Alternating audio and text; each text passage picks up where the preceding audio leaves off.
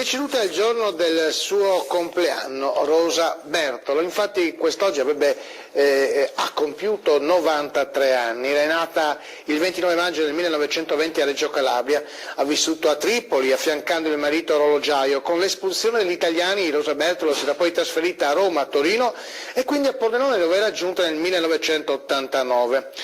Il rosario verrà recitato questa sera, mentre i funerali sono fissati per domani alle 15:30, sempre nella chiesa di Santo Odorico a Pordenone.